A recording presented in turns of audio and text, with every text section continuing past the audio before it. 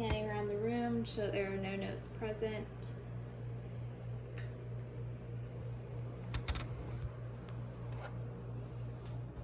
Using hand sanitizer. Hey, my name is Erica and I'll be the nurse practitioner taking care of you today. The nurse practitioner student. We're gonna do a full gastrointestinal exam. Do you have any questions? No. Okay, let me know if you have any pain or discomfort with anything we do today. Okay. I've gathered my equipment, and at this time I'm inspecting the skin, looking of his abdomen. I don't see any bumps, bruises, or lesions. So I'm assessing for colon sign, which would be ecchymosis around the umbilicus, and that would be a sign of pancreatitis or even an ectopic pregnancy in females. I'm also assessing for Gray Turner sign, which is ecchymosis of the flanks. Let's see your other flank. You can lean up if you want. And I don't see any ecchymosis of his flanks, so that would also be a sign of pancreatitis or bleeding behind the peritoneum.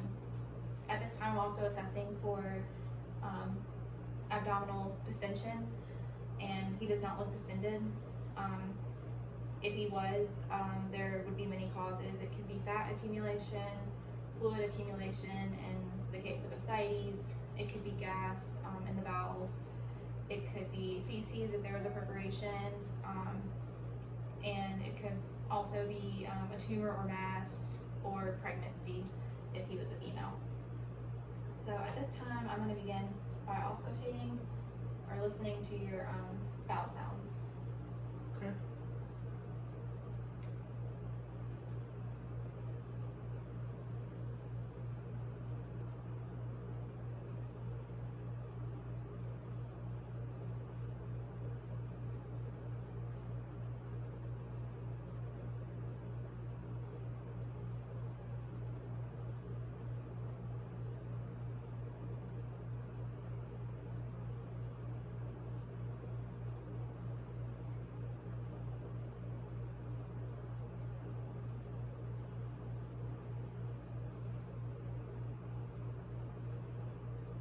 I'm going to listen for 1 full minute.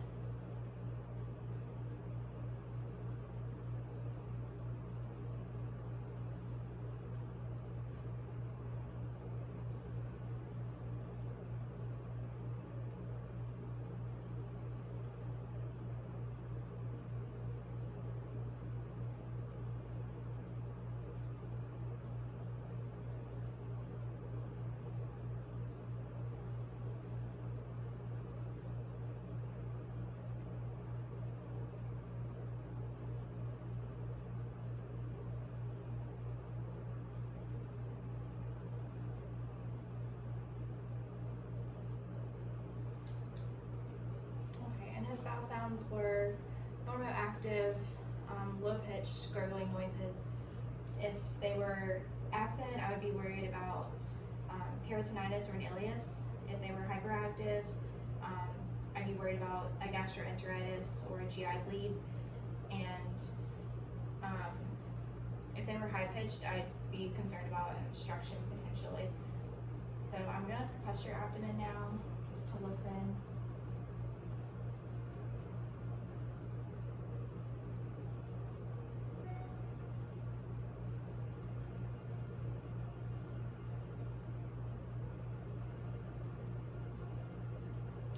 His abdomen feels tympanic throughout, and now I'm going to palpate. So I'm just going to push on your belly a little bit, starting with light palpation.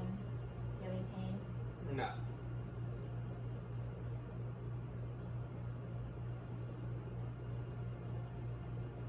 Okay, and then I'm going to do deep palpation.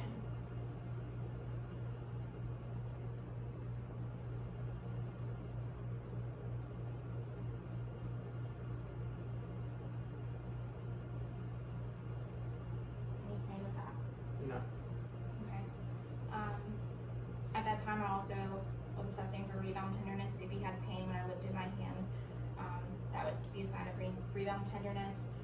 I also assessed for McBurney sign.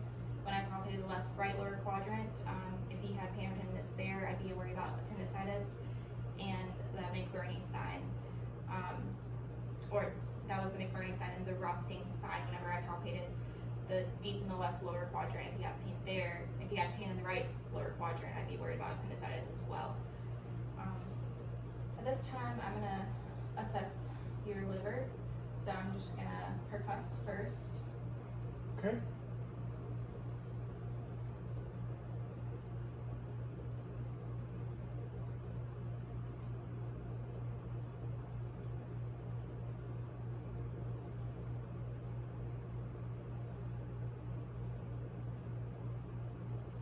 Okay, and I percussed the full length of the liver, and I felt it get more tympanic in the lung field and more tympanic down over his bowel loops, but over the liver was a dull filling.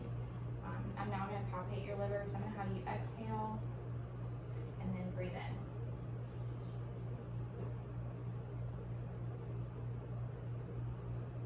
Okay, and I'm starting low.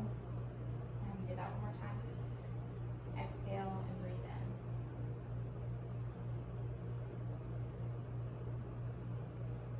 Okay, and I can feel his liver expanding under his right rib cage and expanding right below the sternum. I'm now gonna do the scratch test. So I'm gonna listen over your liver, and I'm gonna scratch up on your right side. Okay.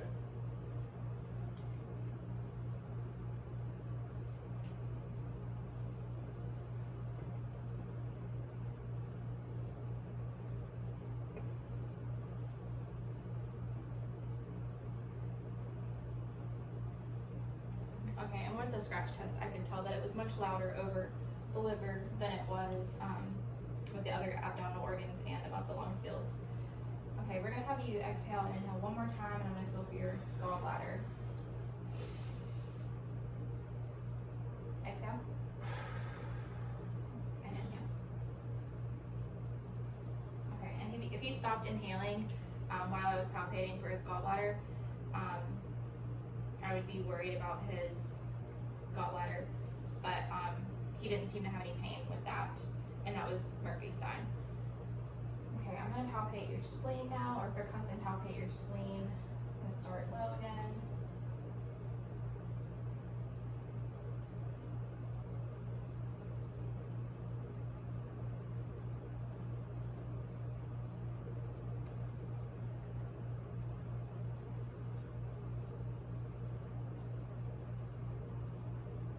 Okay, and now I'm gonna palpate.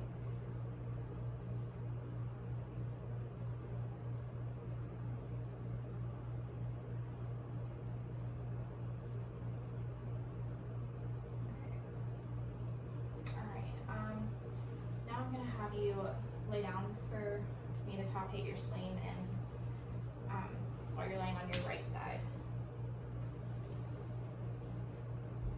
Like this.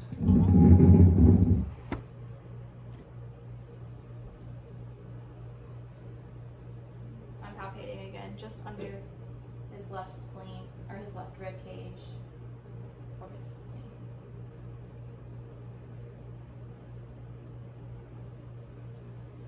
Alright, if you want to turn over on your back,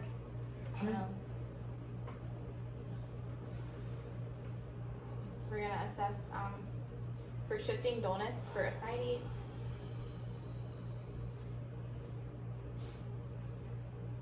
So I'm going to, if he did have ascites, there would be dullness where the fluid is and tympanic over the bowel loops. So if he was laying on his back, the fluid would be down below the bowel. So I'm gonna percuss from the side up, and if there were ascites, it would be dullness to tympanic.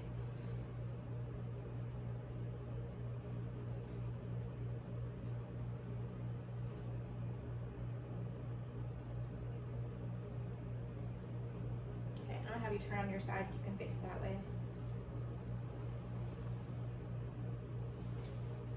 And again, I'm gonna, if he was laying this way, the fluid would be down below and his bowel loops would be pushed up to the top. So I'm gonna set or percuss.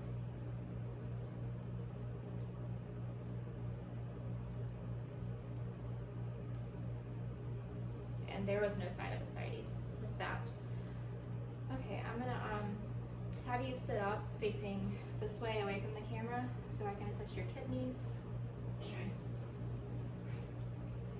Alright, so his kidneys are gonna be on this side of his parietal cavity and at the 12th intercostal space. So first I'm gonna do indirect percussion. Do you have any pain with that? No. I'm gonna do direct percussion. Any pain with that? No. If you want to lay back down, we're going to do a few more tests to assess for appendicitis. Like I said, I already did the McBurney's and the Rothschild.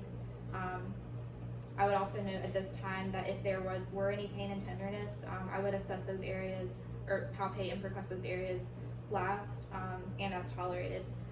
So now we're going to do the psoas sign. I'm going to have you lift this leg against my resistance. Okay, do you have any pain in your right lower quadrant with that, in this area? Okay, and now I'm gonna flex this leg. You can relax it. Flex the hip and the knee, and inward rotation. Do you have any pain in your right lower quadrant with that? No. Do you have any questions for me? No. All right, thank you. Thank you.